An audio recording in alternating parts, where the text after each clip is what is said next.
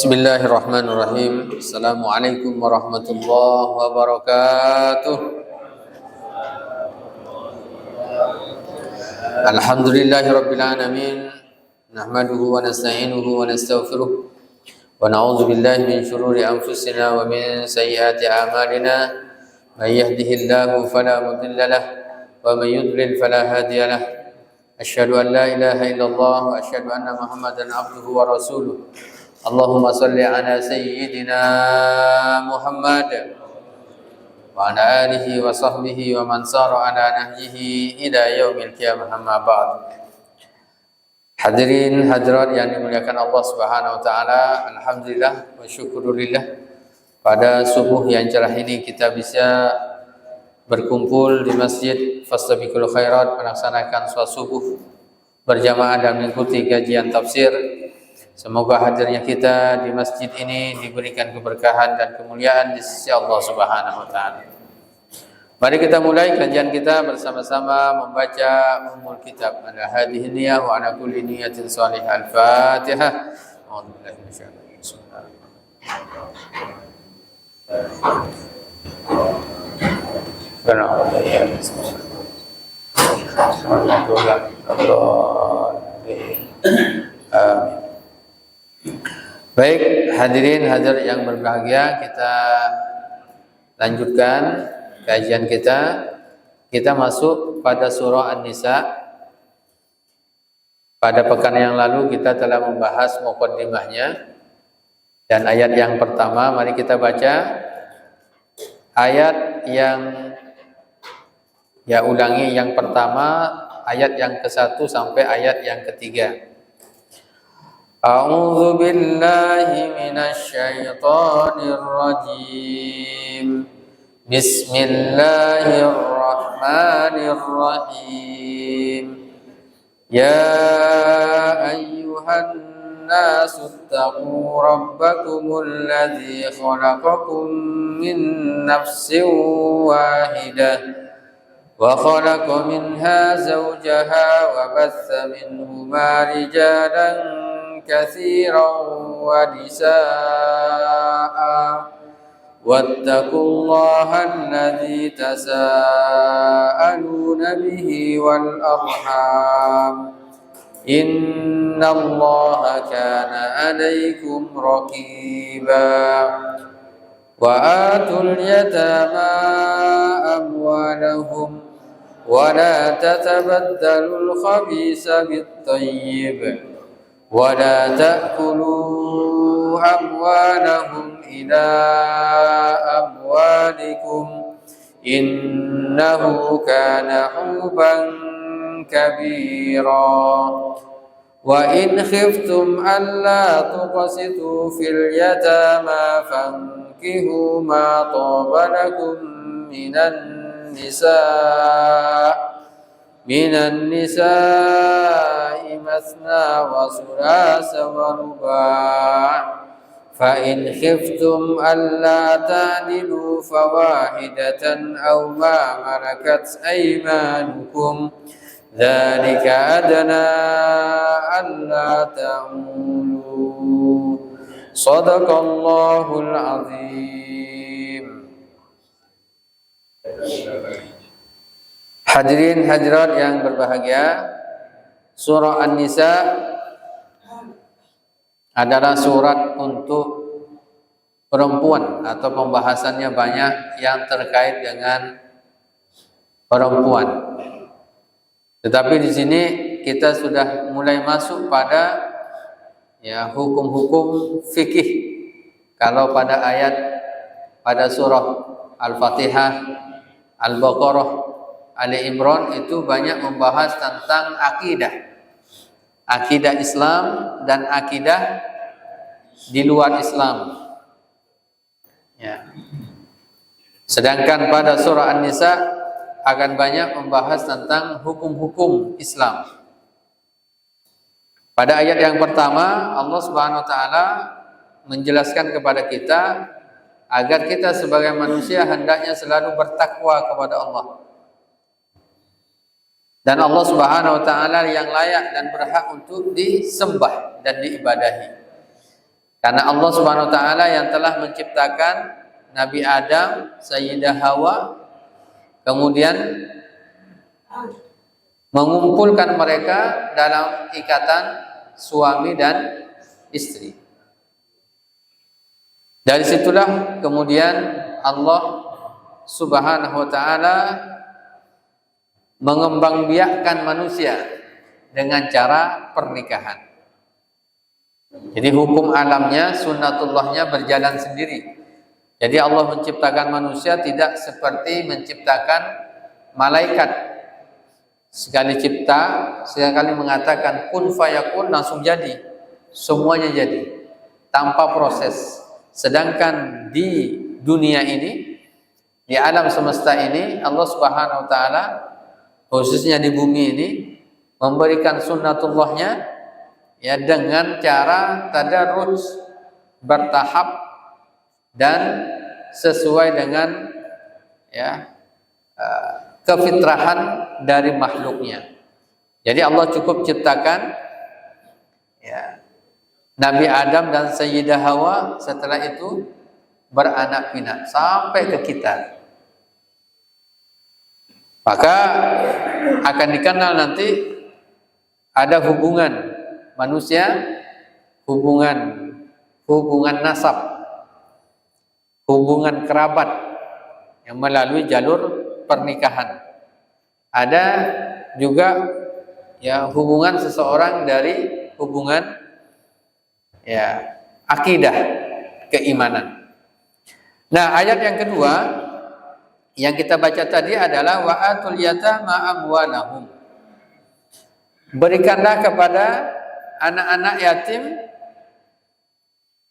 yang sudah baligh harta mereka. Nah, karena pada saat ya para sahabat kota Madinah ini banyak mengadopsi anak-anak yatim. Ada yang menanggung kehidupan anak-anak yatim. Siapa anak yatim itu? Definisinya anak yatim itu adalah man mata abuhu au ummuhu, orang yang meninggal dunia bapak dan ibunya dan dia belum baligh. Jadi dikatakan anak yatim itu kalau belum baligh, itu definisi utamanya, hakikatnya seperti itu. Kalau sudah baligh, sudah bukan anak yatim lagi sebenarnya. Karena kalau begitu akan banyak orang akan mengaku anak yatim. Mungkin di sini semuanya anak yatim semua. Karena sudah meninggal semua ayah dan ibunya. Nah, maka yatim itu adalah sebelum usia baligh. Cuman sekarang ini diperluas lagi. Baligh kan rata-rata anak usia SD kelas 6 biasanya sudah baligh atau kelas 1 SMP. Dan itu masih belum sempurna akalnya, pemikirannya, pemahamannya. Maka biasanya ini masih yatim sampai nanti usia SMA, bukan gitu ya. Tapi definisi ya utamanya adalah usia baligh, seharusnya seperti itu. Baik. Dan ketika anak yatim ini kemudian diadopsi, anak yatim ini ada yang membawa harta warisan. Makanya anak yatim ini tidak termasuk 8 asnaf. Ya kan? Anak yatim tidak termasuk 8 asnaf. Ya, yang mesti diberikan ya zakat, disalurkan zakat kepada mereka. Kenapa? Karena ada anak yatim yang kaya. Misalnya ya orang yang punya pengusaha, yang punya usaha triliunan gitu ya, anak tunggal meninggal dunia ya, dia usia masih belum baligh, maka dia membawa harta yang banyak. Nah, maka ini harus dijaga. Nah, menjaga anak yatim ini pahalanya sangat luar biasa. Apalagi anak yatim yang tidak mampu, di bawah garis kemiskinan. Maka Nabi mengatakan, ana wa kafilul yatim kahataini fil jannah. Saya dengan orang yang menanggung anak yatim seperti ini tempatnya nanti di surga. Memberikan isyarat seperti ini Nabi Muhammad SAW. Artinya Nabi sangat dekat. Orang yang menanggung anak yatim, memperhatikan anak yatim, dia akan masuk ke dalam surga bersama Nabi, dan tingkatan surganya sama dengan tingkatan surga Nabi. Nah, ini anak yatim diselamatkan, dibantu. Nah, sekalian membantu anak yatim, ya bantu juga mungkin kalau ada orang tuanya. Wa atul yatama. Nah, karena nanti di dalam ayat yang lain disebutkan akan banyak ancaman dalam ayat-ayat Al-Quran itu, orang yang mau makan harta anak yatim. Mungkin anak yatimnya masih kecil, hartanya banyak, kemudian main dijual-juali misalnya. Nauzubillah. Ya kan? Nah, maka kemudian kalau ada anak yatim, atu amwalahum wa atul yatama amwalahum. Kalau sudah balik, dia sudah bisa berpikir, sudah bisa mengurusnya, kasih kepada mereka. Nah, wala tatabaddalul khabisa bit-thayyib. Jangan engkau menukar yang baik dengan yang buruk. Ini juga penting kaidah. Jangan tukar keburukan dengan kebaikan, atau kebaikan ditukar dengan keburukan. Ini terkadang kaidah ini disalahartikan. Datang ke masjid, ambil yang baik-baik, tinggalkan yang buruk-buruk.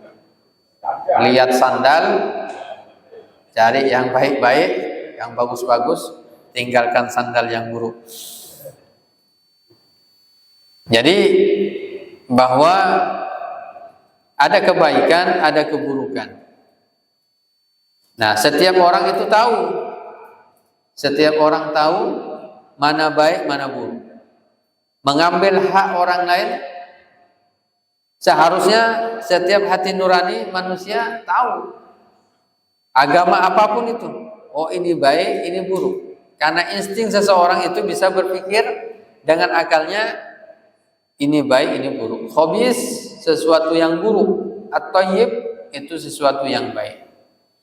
Maka ayat setelahnya, wala ta'kulu amwalahum ila amwalikum. Dan jangan kamu makan harta mereka bersama hartamu. Maka dalam mengelola harta anak yatim atau harta orang lain, maka hendaknya jelas. Istilah kalau sekarang ini rekeningnya jelas. Ini rekeningnya anak yatim. Ya. Oh, ini rekening pribadi. Nah, jadi apalagi kalau kita banyak megang uang. Oh, ini uang perusahaan, ini uang titipan orang ini. Oh, ini harus banyak ATM supaya tidak nyampur. Nah, kan repot kalau pas nyampur catatan tak jelas, bisa bercampur. Nah, maka ya, wala ta'kulu amwalahum ila amwalikum. Bagaimana orang yang mengelola harta anak yatim? Apakah dia boleh mengambil untuk biaya hidupnya, misalnya sama-sama kurang mampu nih, yang mengadopsi misalnya nih pamannya kah atau keluarganya kah, itu kan tidak dapat warisan misalnya ya dalam hal ini, atau mengadopsi anak yatim yang lain, tetangganya misalnya. Nah, Jika itu ya bisa dikembangkan, maka boleh dikembangkan, tapi harus dipisah, dan dia boleh mengambil secukupnya. Nah, ini dalam fikih disebutkan boleh mengambil secukupnya, hanya untuk keperluan primernya. Nah, untuk kebutuhan primernya. Jadi bukan untuk mengambil akhirnya dia anak yatim nanti besar habis hartanya, karena untuk operasional misalnya. Nah, wala ta'kulu amwalahum ila amwalikum, dan jangan dicampur harta mereka menjadi harta kita. Nah, kalau sudah tercampur antara haram dan halal, maka yang dominan nanti adalah yang haram. Innahu huban kabiro. Ya, sesungguhnya ya, tindakan-tindakan yang menukar barang ya, dan memakan harta anak yatim itu adalah perbuatan dosa yang besar. Kabiro artinya dosa besar. Nah, itu berat timbangannya di hari kiamat. Nah, ini terkait dengan ya, orang yang sesuai dengan hukum Islam. Ada yang wajib. Ini kalau yang wajib ini berarti dia sudah ngebet. Kalau udah ngebet wajib nikah. Karena kalau tidak nikah bahaya, bisa berzina. Yang kedua sunnah, ya masih sedang-sedang, itu sudah sunnah. Ya sunnah mungkin umur 20, 22, 23 itu hukum sunnah, 25 ya. Ada yang makruh. Ya, nanti orang yang mau menikah lagi itu bisa makruh itu. Bisa wajib juga. Bisa sunnah juga. Ada yang haram. Misalnya sebelum balik menikah. Ya, atau tidak ada kemampuan. Nah, menikah berapa istri? Nah, ini di dalam Islam ini. Berapa istri yang dibolehkan menikah? Menikah masna, 2. Jadi sebutkan menikah 2 dulu. Jadi bukan 1, 2 dulu. Wa thulatha atau 3. Wa ruba 4. Bukan ini ditambah 2 tambah 3 tambah 4. Ini salah tafsir nanti bahaya. 2, 3, 4 ini bukan ditambah, tapi ini atau.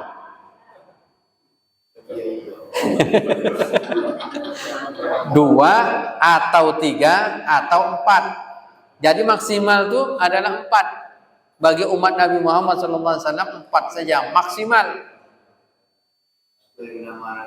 Nah.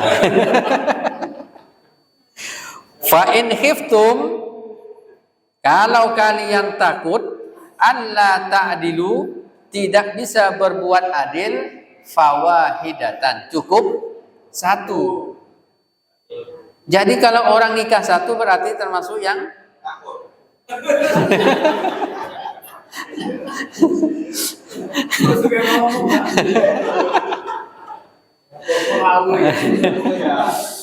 Nah, memang ayatnya fa in khiftum, kalian takut, khawatir, tak bisa berbuat adil, maka cukup 1 saja. Ya, tapi yang paling utama sebenarnya yang wajibnya menikah 1. Ya, jangan sampai salah ini.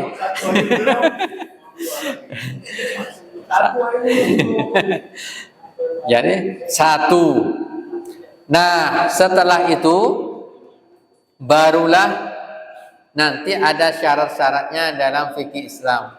Bagaimana laki-laki yang sudah punya istri 1 menikah lagi? Bagaimana hukumnya? Nah, dalam hal ini hukumnya ada yang mengatakan sunnah, ada yang mengatakan mubah. Tapi hukum asalnya sebenarnya adalah mubah. Jadi bukan sunnah. Ini banyak juga salah tafsir. Giliran poligami sunnah, ini sunnah Nabi. Dan kalau mau sunnah Nabi betul, kita lihat bagaimana Nabi menikah. Pertama kali Nabi menikah dengan Sayyidah Khadijah radhiyallahu anha. Setelah Sayyidah Khadijah meninggal dunia, barulah menikah. Jadi kalau mau ikut sunnah Nabi sebenarnya, nunggu istri pertama meninggal. Wow, betul. Makanya biasanya ibu-ibu kalau menikah lagi, langkahi mayatku. Akhirnya dia meninggal dunia, dilangkahi kuburannya. Ditanya kenapa? Dulu berwasiat, kalau mau nikah lagi langkahi, maka kuburannya dilangkahi dulu. Tapi memang kalau mau sunnah Nabi seperti itu. Sunnah Nabi yang pertama yang dinikahi adalah janda, Sayyidah Khadijah. Kalau mau sunnah Nabi ini kan, nah, cuman orang mengambil sunnahnya hanya nikahnya. Nah, nunggu Sayyidah Khadijah meninggal dulu, baru nikah yang kedua, yang ketiga. Nah, 2 dan 3-nya baru dikumpulkan jadi satu. Nah, sedangkan kalau istri pertamanya itu hanya satu saja, Sayyidah Khadijah. Dan itulah ya cinta Nabi yang tak bisa dibagi. Walaupun sudah punya istri yang cantik Sayyidah Aisyah radhiyallahu anha yang dipanggil dengan Humairah, ya kan, putih, kalau kena sinar matahari agak kemerah-merahan. Itu luar biasa. Tapi tetap cintanya Nabi terhadap Khadijah ini sangat luar biasa. Sering apa? Diziarahi kuburannya oleh Nabi, sampai Sayyidah Aisyah cemburu. Masya Allah, karena selalu disebut-sebut.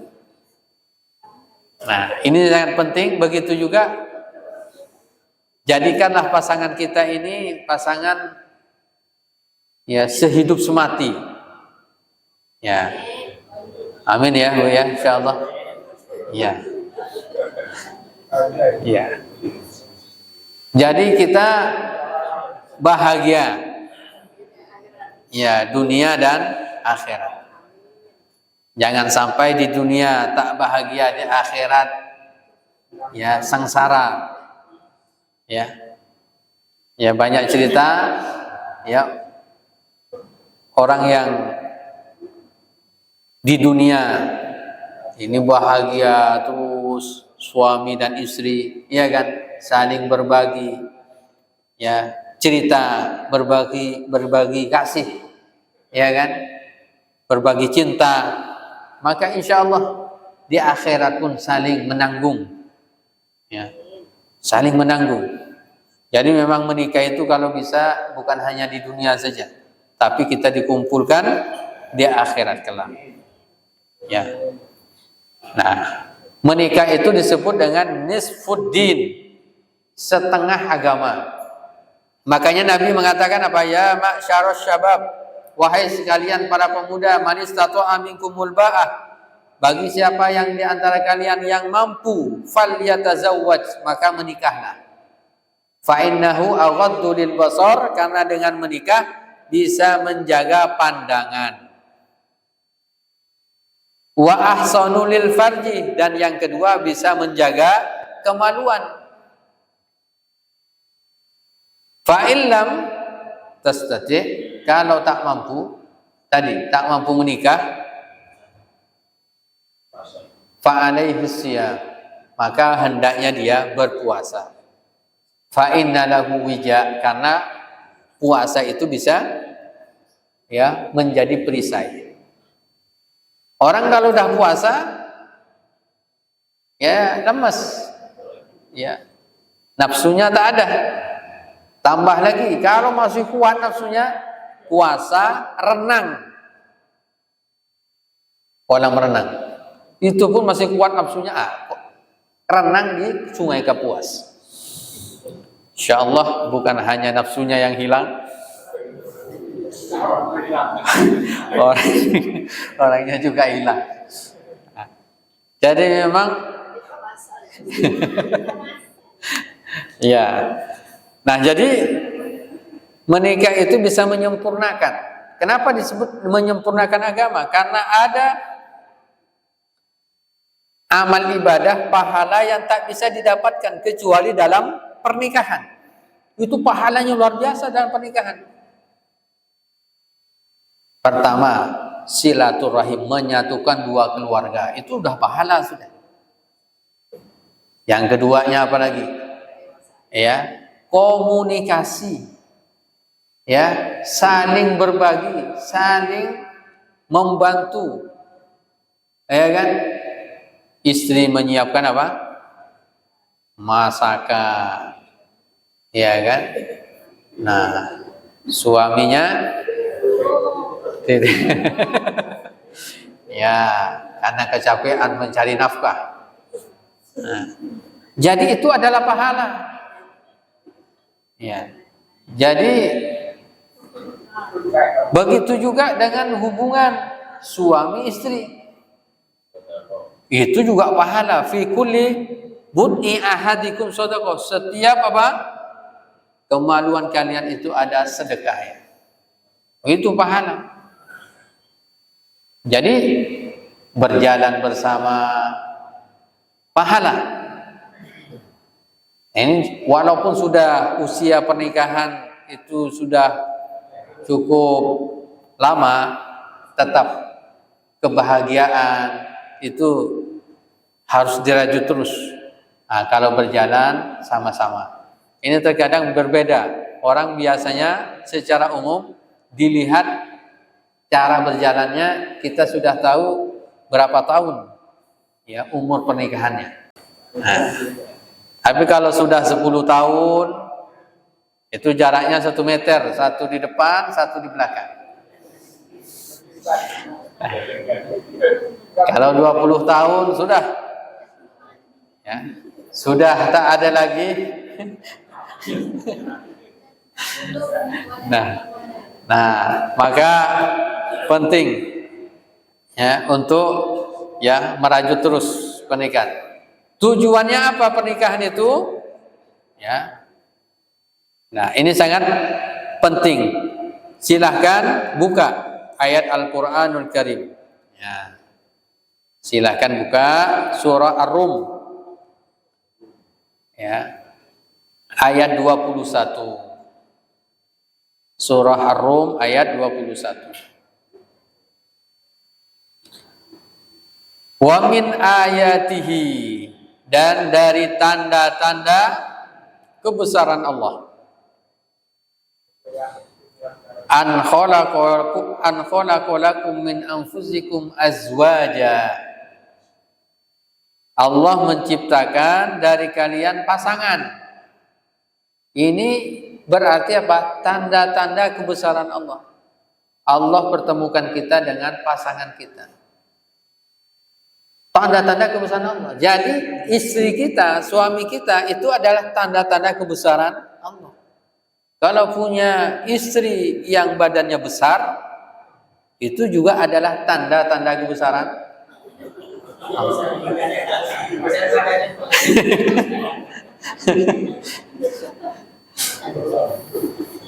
Yang kecil juga sama, tanda-tanda kebesaran Allah. Ya. Walaupun orang setiap ini ya memang sulit bersyukur.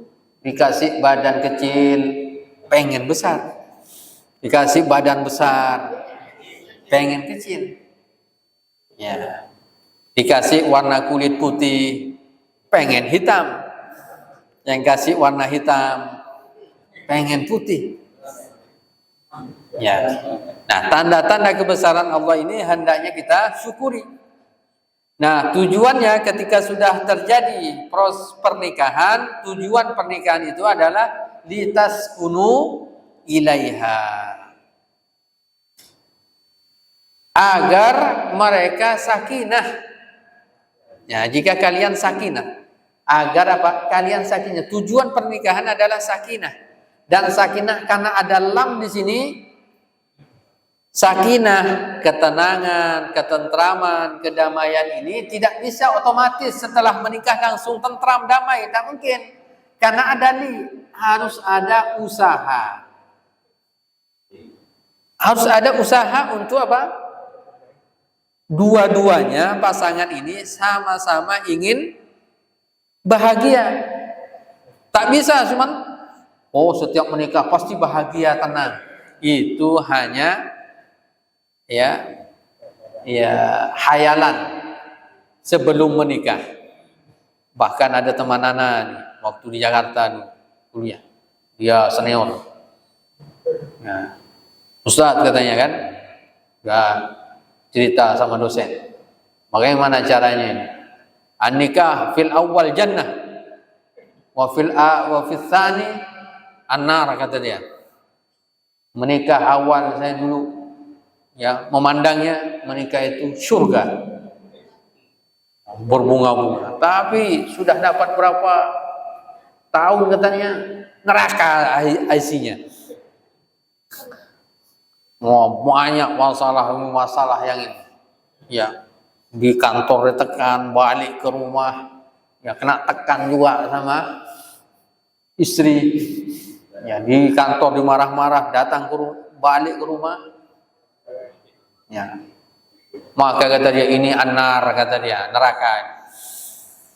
Nah, maka litaskunu ilaiha, ketenangan. Jadi antara suami dan istri sama-sama dia. Nah, apa tujuan dari pernikahan? Sakinah. Jadi sakinah ini adalah bagaimana menyatukan perbedaan sesuatu yang berbeda dari pasangan kita. Ya. Jadi bukan mencari perbedaan. Kalau mencari perbedaan maka sulit. Supaya tenang, ingatlah ingatlah kebaikan-kebaikan pasangan kita. Lupakan keburukannya. Itu kuncinya. Cuman terkadang sebagian dari pasangan itu yang dilihat adalah keburukannya. Ibarat kertas putih nih. Lalu ada titik hitam satu saja di kertas itu. Yang selalu menjadi perhatian biasanya yang mana? Putihnya atau titik hitamnya. Nah, maka dari sini coba kita melihat sisi-sisi putihnya itu sangat banyak sebenarnya. Kebaikan-kebaikannya sangat banyak. Cuman terkadang dilupakan. Iya, itulah dia. Coba sekarang ini sebutkan 10 kelebihan pasangan kita. Langsung, tak usah berpikir, 10 kebaikan dari suami kita, dari istri kita. Kalau kita masih berpikir 1, 2, masih berpikir, coba mungkin di sini langsung tanpa berpikir 10. Kalau masih mikir, berarti belum. Nah, sekarang dibalik, sebutkan 10 kelemahan keburukan dari pasangan kita. Sering langsung masuk. Ini 1, 2, 3. Ini menunjukkan bahwa kita selalu fokus pada keburukan dari pasangan kita. Nah, ini yang terkadang sakinahnya sulit. Maka sakinah itu tenang, sakan itu tempat tinggal. Maka pengen sang suami istri itu mendapatkan ketenangan ketika ada di dalam rumah. Itu sakinah. Jadi kalau dimanapun pengen cepat-cepat balik ke rumah, nah, itu sakinah, tanda sakinah. Ya, kalau dia balik ke rumah sebentar keluar lagi tak tenang di rumah, nah maka ini belum sakinah, bisa jadi begitu. Nah, khawatirnya sakinah di tempat lain, bahaya. Nah, wa ja'ala bainakum mawaddata wa rahmah. Tujuan lainnya adalah Allah jadikan apa di antara kalian mawaddah. Mawaddah, cinta kasih. Mawaddah ini adalah terkait dengan materi, wa rahmah, kasih sayang, udah otomatis muncul. Nah, kalau dah mawaddah wa rahmah ini muncul, maka sebenarnya ya dia bisa meredam apa tadi, keburukan-keburukan. Kalau kita bisa memaaf, setiap pasangan kan pasti punya keburukannya, pasti punya kelemahan. Maka kalau kita memaafkan kelemahannya, maka insya Allah dia pun akan memaafkan. Kalau saling memaafkan, itu insya Allah akan mudah sakinahnya. Tapi kalau mencari kambing hitam, ya saling menyalahkan, itu ya sulit untuk mencapai sakinah itu. Inna fi dzalika la ayatin liqaumin yatafakkarun, karena sesungguhnya itu semuanya adalah tanda-tanda kebesaran bagi orang-orang yang mau berpikir. Nah, ini adalah tujuan ya, tujuan dari pernikahan tadi. Jadi kalau nikah satu bahagia, alhamdulillah. Ya kan gitu ya. Kira-kira kalau nikah dua akan bahagia atau tidak? Seharusnya berpikir seperti itu. Ya, nikah dua akan bahagia. Ternyata ada, ini cerita nyata juga, orang menikah teman di Jawa. Ya, nikah 3. Ya. Akhirnya karena tuntutan dari masing-masing 3 ini berat semuanya. Akhirnya dia tidur di masjid. Ketemu, kenapa antum tidur di masjid? Oh, anak kira itikaf. Ya, tapi seminggu dia tidur di masjid. Tak kuat Pak Ustaz. Bukan lagi sakinah ini. Ya, tak kuat dia tidur di masjid. Ya. Nah, maka ini sangat penting bagi kita, ya, agar bisa membangun. Jadi bukan masalah berapa jumlahnya sebenarnya, tapi apakah akan sakinah, apakah mawaddah, apakah warahmah. Nah, maka apakah keluarga ini akan dibanggakan oleh Rasul Shallallahu Alaihi Wasallam atau tidak? Itu yang paling utama. Nah, wallahu alam bisawab. Silakan jika ada yang mau bertanya. Silakan Pak. Waalaikumsalam. Dimintakan takwa diulang 2 kali dengan objek yang berbeda, Allah dan Al-Ham atau Rahim. Apa rahasia dibalik penyandingan takwa kepada Allah dan kewajiban dan menyambung tali persaudaraan? Nah, yang pertama itu dua Pak Ustaz. Saya seorang suami ingin menikah lagi.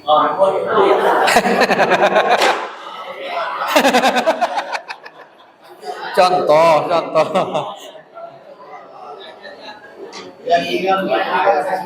Nah, kita dengarkan lanjutannya dulu. Nah, ya.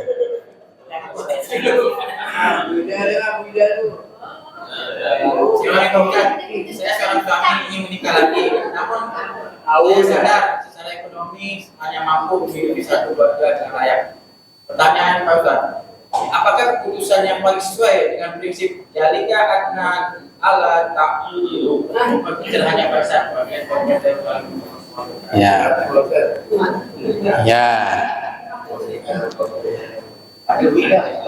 Jadi pertama Kenapa perintah takwa? Perintah takwa ini kepada Allah. Memang ini hubungan hablum minallah. Ini harus kuat pada diri kita. Hablum minallah. Nah, kalau hubungan kita dengan Allah kuat, maka berikutnya adalah kita harus memperkuat hablum minan nasnya. Hablum minan nas, hubungan kita dengan sesama manusia. Nah, kepada sesama manusia ini dirinci, di situ ada keluarga. Ada hubungan antara manusia, ada keluarga. Silaturrahim, as-silah ar-rahim itu pertama adalah hubungan rahim, kekeluargaan, ya. Kemudian hubungan, ya, tetangga, ya, kerabat dekat, kerabat jauh, dan seterusnya. Maka untuk menyambung silaturahim itu memang dibutuhkan iman. La yahillu li muslimin ayyahdura akhahu fawqa salasi layalin. Tidak halal bagi seorang muslim memusuhi saudaranya lebih dari 3 hari. Artinya ini butuh keimanan, ketakwaan. Setelah itu maka pernikahan. Pernikahan ini juga sama. Ayat yang kedua, ayat yang ketiga, dibutuhkan ketakwaan juga, modal ketakwaan di dalam membangun hubungan rumah tangga. Dibutuhkan ketakwaan antara suami dan istri, karena dengan begitu dia nanti melahirkan anak butuh, ya, pendidikan, pengayoman, pengarahan, ya, pembinaan terhadap, ya, anak-anaknya. Nah, ini memang dibutuhkan ketakwaan juga. Nah, ini yang pertama. Yang kedua, orang yang tidak mampu, dikatakan apa?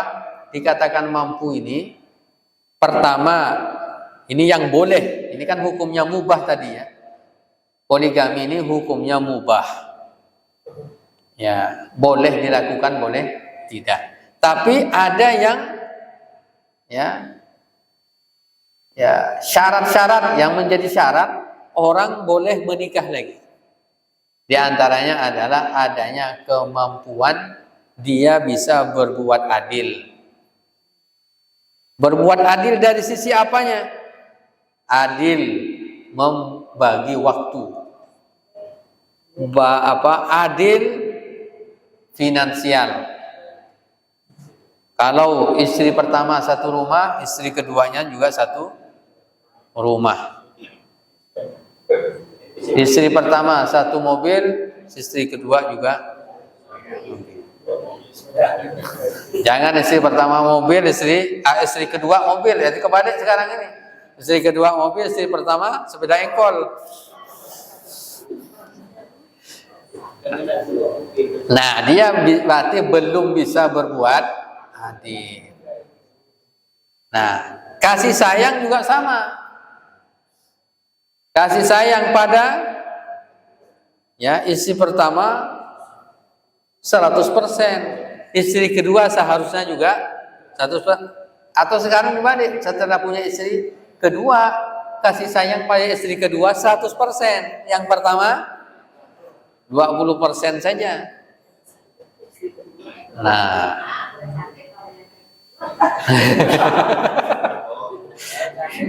ya. Nah, maka ini juga sama. Maka itu tidak disebut mampu. Nah, kalau kita pas-pasan, lebih baik satu saja. Iya.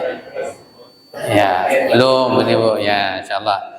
Nah, jadi itu, jadi supaya, ya, karena kalau tidak maka disebut zalim. Nah, disebut zalim. Maka kalau sekarang aturannya harus dapat izin dari istri pertama. Ya. Hah? Harus izin. Tanda tangan, Pak. Tanda tangan dulu. Ya. Wallahu a'lam bishawab. Silakan Bu. Ya. Waalaikumsalam.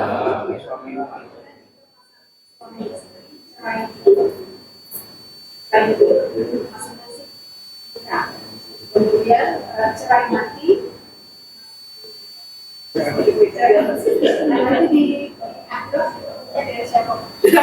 Oh iya. Jadi ada suami istri cerai hidup lalu menikah lagi masing-masing. Lalu setelah itu meninggal. Dia akhirat dipertemukan dengan siapa?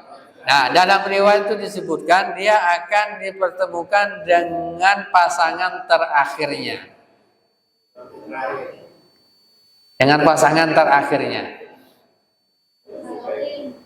Nah, jadi seperti itu. Ya, nikah lagi aja, enggak apa-apa. Ya. Nah itu Bu ya, jangan pasangan terakhirnya. Ya, ya, boleh, tak apa-apa. Silakan, ada yang lain? Assalamualaikum.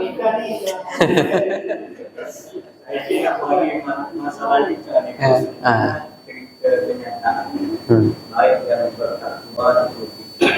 tetap ada tujuan-tujuan tertentu. Ya. Semua yang saya tanyakan ini masalah kena angkat. Saya tanya. Khusus anak angkat itu wanita atau laki. Apa kesamaan dengan orang tua? Lalu kedua, siapa yang berhak menikahkan anak untuk memilih jalan perkawinan? Apakah anak sendiri? Apakah orang tua? Ya.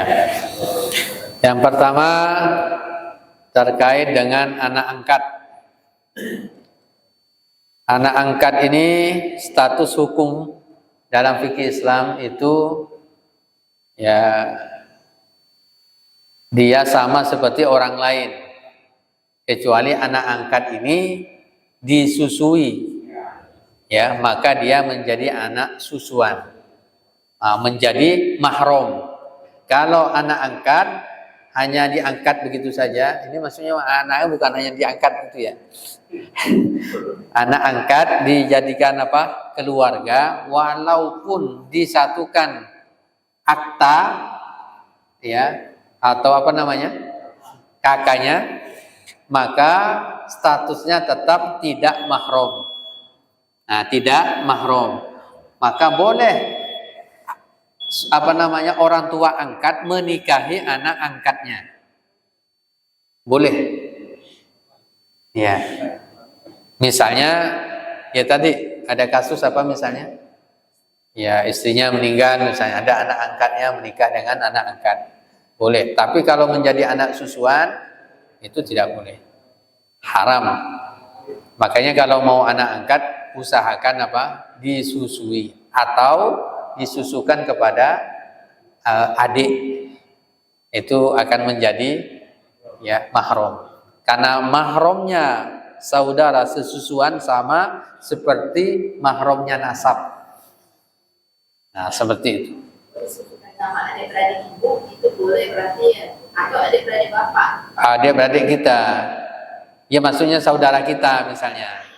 Ya, itu kan kita berarti menjadi pamannya atau keponakannya kan gitu ya, menjadi keponakannya, maka tidak boleh atau tidak boleh menikah dengannya atau mahramnya, kategorinya mahram. Atau misalnya kan kita di anak kami masih bayi, terus ada adik kita, adik kandung gitu atau kakak kandung kita yang punya bayi juga. Ya, susukan ke dia. Oh, udah 2 tahun. Oh Iya, pokoknya pakai asinya. Nah itu asinya. Mau nyedot langsung atau pakai botol boleh, asalkan sampai kenyang. Itu syaratnya sebelum 2 tahun. Kalau udah 10 tahun kasih ini udah enggak. Enggak, kalau udah lewat 2 tahun itu tidak dikategorikan apa? Ya masih bayi tadi. Ya. Di bawah 2 tahun. Iya kan? Bahaya, apalagi udah 15 tahun kasih itu. Nah, itu terkait anak. Lalu syafaatnya seperti apa? Apakah bisa memberi syafaat? Bisa, Pak. Jangankan anak angkat. Anak orang lain pun bisa memberi syafaat kepada ya orang yang menanggungnya, orang yang memberikan apa? Misalnya membiasiswakannya, mendidiknya, bisa memberi syafaat. Di akhirat kelak. Bisa. Bahkan sesama muslim kita antara saudara ini, sesama kita nih ngaji di masjid ini, sama-sama bisa memberi syafaat. Itu yang sangat luar biasa syafaat. Nah, yang kedua, siapa yang berhak menikahkan anak? Maksudnya pilihan ya, yang memilih pasangan. Silahkan orang tua itu mengarahkan apa? Kriterianya. Dia adalah orangnya baik, adabnya baik, misalnya agamanya baik, maka ya itu menjadi kriteria. Tapi kalau pilihan diserahkan kepada anak kita yang mau menikah. Jangan paksakan juga, karena yang mau menikah adalah anak kita. Ya. Karena repot nanti sakinahnya. Tapi kita mesti apa? Memberikan arahan-arahan kepada anak-anak kita, pilihkan. Kalaupun tidak mau, maka pilihkan yang lain. Misalnya begitu. Nah, tugas kita orang tua adalah memberikan arahan-arahan yang terbaik. Itu insya Allah cukup, insya Allah. Ya, kita alhamdulillahirabbil alamin, kita akhiri dengan membaca hamdalah dan doa kafaratul majlis. Alhamdulillahirabbil alamin, subhanakallahumma wa bihamdika asyhadu an la ilaha illa anta astaghfiruka wa atubu ilaika. Assalamualaikum warahmatullahi wabarakatuh.